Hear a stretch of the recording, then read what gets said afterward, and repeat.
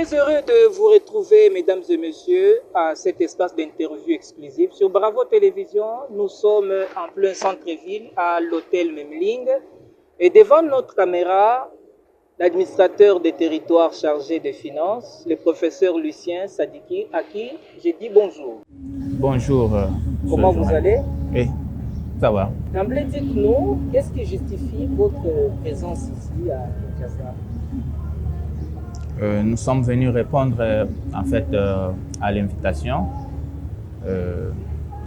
du VPM intérieur pour participer aux conversations nationales sur la montée de l'extrémisme violent en République démocratique du Congo.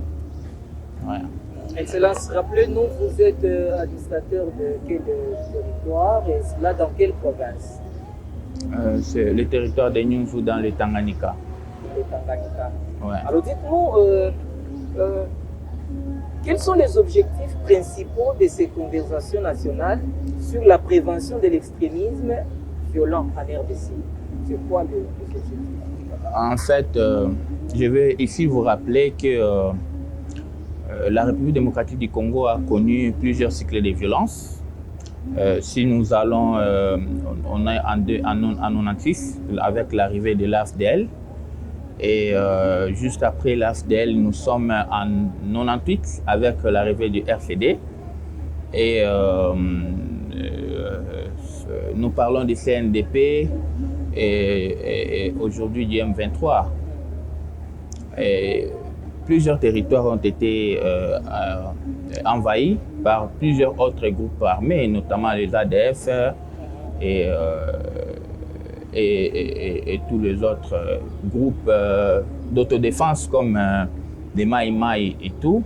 Alors, la RDC a une partie de ces provinces qui est en train de connaître un cycle de violence particulier. Raison pour laquelle ici, l'autorité a invité 11 gouverneurs. Donc les assises ici, les participants sont particulièrement les 11 provinces qui sont plutôt attaquées par le cycle de violence. Alors, il y a plusieurs. Nous avons le Nord Kivu, le Sud Kivu, nous avons les Turi, nous avons le Tanganyika, Maïndombe et consorts. Au total, 11 provinces. Qui vivent de manière permanente, et même les Kasaï, avec Kamonasov, qui vivent de manière permanente des cycles de violence avec les modes opératoires particuliers. Voilà.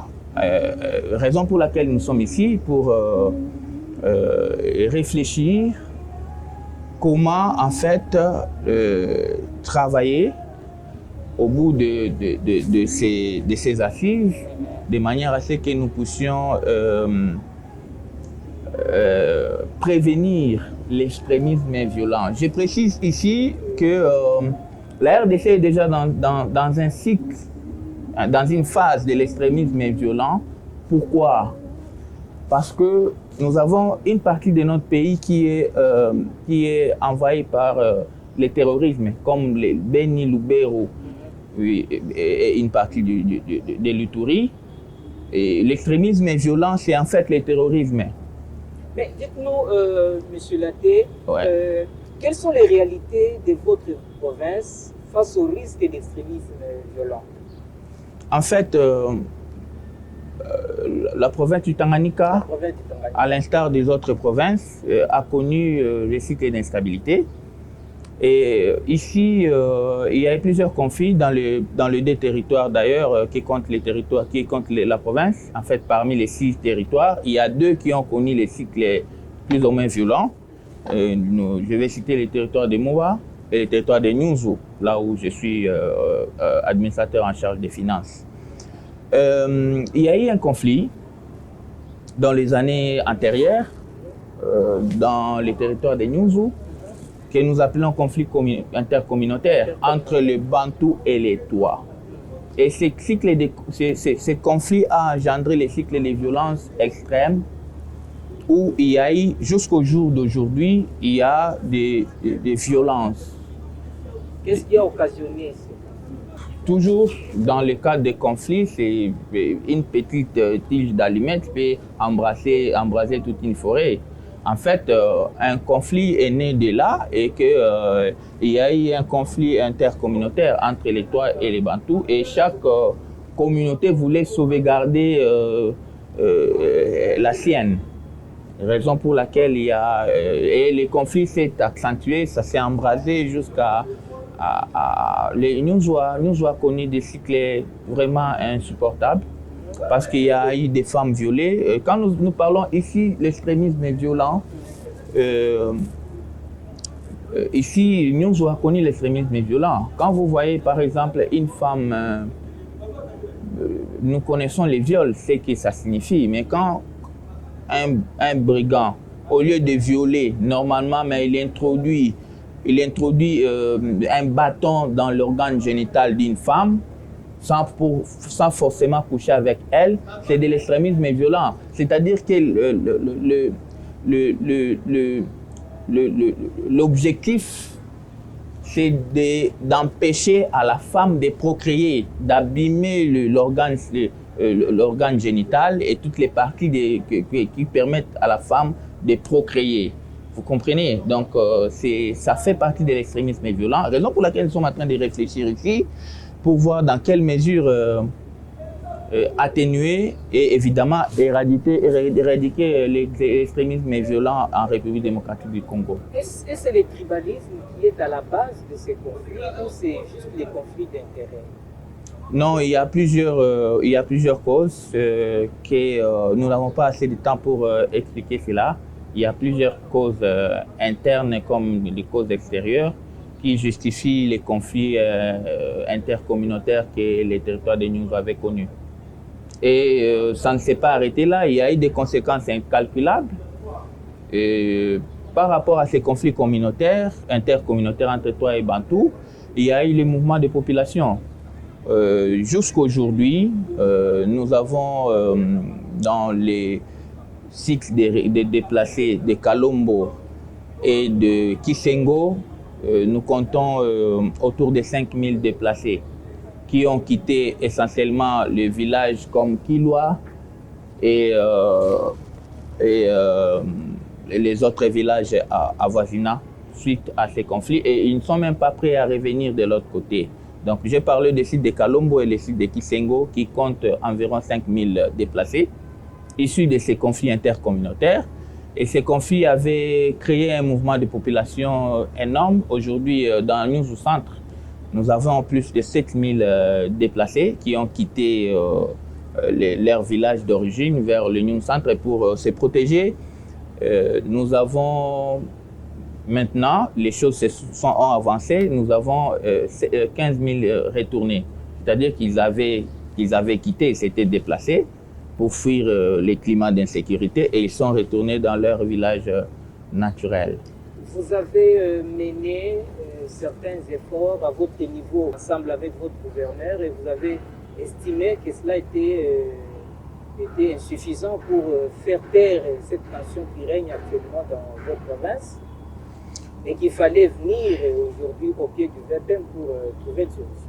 Je vous ai dit que chaque province connaît les cycles de conflits différents. Chaque province a ses propres particularités par rapport au cycle de conflits.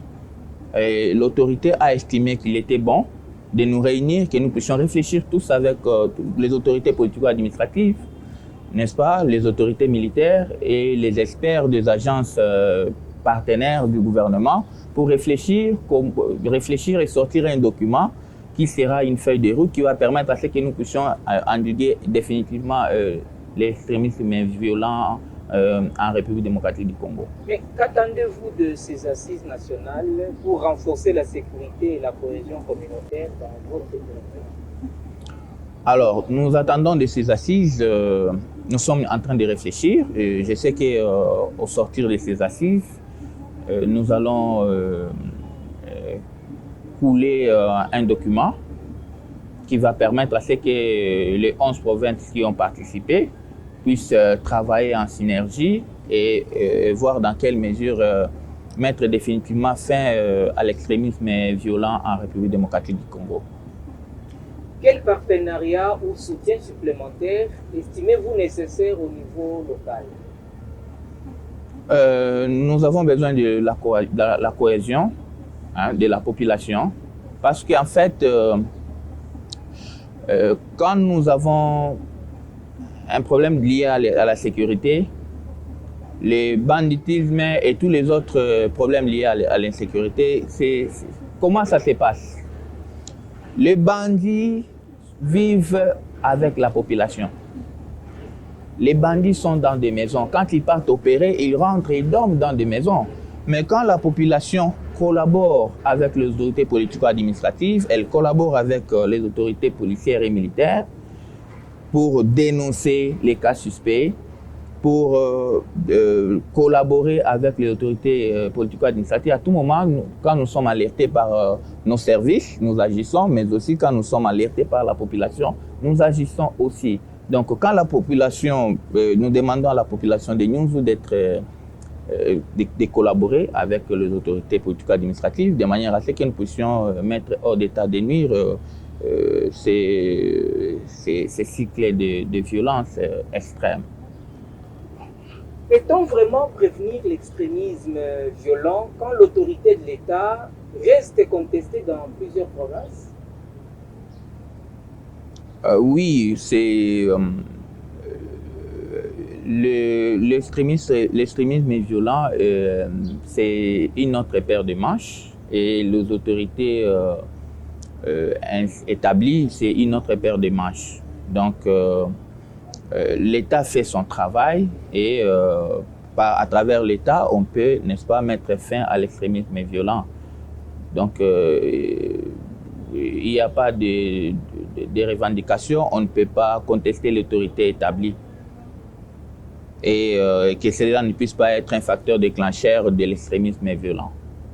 Avant peut-être de vous libérer, monsieur l'administrateur du territoire chargé des finances, les gouverneurs viennent de sortir d'un atelier sur la gouvernance et aujourd'hui on parle de prévention de l'extrémisme violent. Est-ce le signe que les autorités locales n'ont pas encore trouvé la bonne formule pour gérer leur territoire? Non, ce n'est pas ça. Nous sommes dans le domaine de sécurité. Okay. Et le domaine de sécurité n'est pas un domaine comme de l'architecture où nous disons 1 mètre sur 20, 1 mètre sur 20 carrés, ça s'arrête là. Non.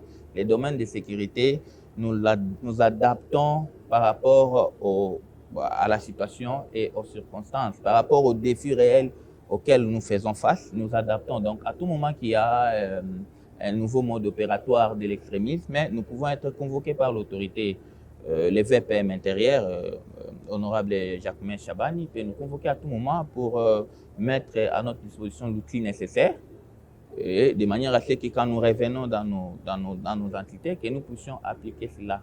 Donc, ce sont des échanges de renforcement des capacités et de manière à ce que nous puissions nous adapter aux réalités actuelles.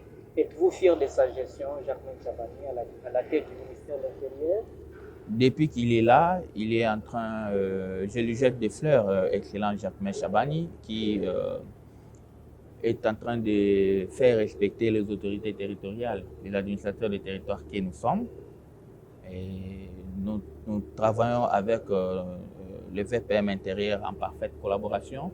Il est trop attentif à tous les problèmes que la territoriale est en train de connaître et il est prêt à trouver des solutions. Il en a déjà trouvé beaucoup. Deuxièmement, j'apprécie sa gestion dans sa façon d'établir l'autorité de l'État. À tous les coins là où il y a les problèmes liés à la sécurité, au mauvais fonctionnement du territoire ou de la province, il fait de son mieux pour remettre de l'ordre et il le fait bien comme tout juriste aguerri. Est-ce vrai que votre bureau de l'Assemblée provinciale n'est pas en bon terme avec votre gouverneur? Est-ce que c'est vrai? Je n'ai pas cette information. Je sais qu'il travaille en parfaite collaboration. Comme l'Assemblée provinciale, c'est un organe délibérant et le gouvernement provincial, c'est l'exécutif. ils travaillent en parfaite collaboration dans le respect des textes. Vous êtes fier de votre gouverneur? Oui. De sa gestion également? Je suis fier de sa gestion. Alors, Excellence Christian Kitunga Muteba. Je suis fier de sa gestion. Il gère bien. Il gère bien. Ouais. Alors, si vous aviez un dernier mot, peut-être un message, quel serait-il? Alors, je salue ma présence à Kinshasa pour participer à ces assises et je suis sûr qu'au sortir de ces assises, nous aurons des solutions pour résoudre un certain nombre de problèmes dans nos territoires et dans nos provinces. Ça, c'est de un. De deux, je demande au VPM intérieur de continuer à nous prêter main forte de manière régulière et permanente, comme il le fait maintenant, de manière à ce que nous puissions trouver des solutions à tous les problèmes auxquels nous sommes butés. Voilà. La population de votre territoire vous écoute maintenant. Avez-vous un message à leur adresser? Alors, j'ai dit à la population de Nyunzu que nous sommes ici pour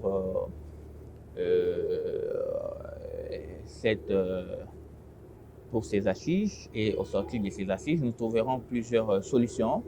Notamment, il y a des zones que nous avons du mal à fréquenter, comme Kilunga, Kankwala et consorts. Et avec l'arrivée de la RAD, qui institue officiellement le Ouazalingo, les vrais Ouazalingo et les faux, mais aussi avec le programme de PDDRCS. Une fois que ces deux programmes agissent avec efficacité, tout territoire de Nyunzu sera en sécurité et il n'y aura plus de zones non visitées. Voilà. Administrateur de territoire chargé de finances, professeur Lucien Sadiki, je vous remercie.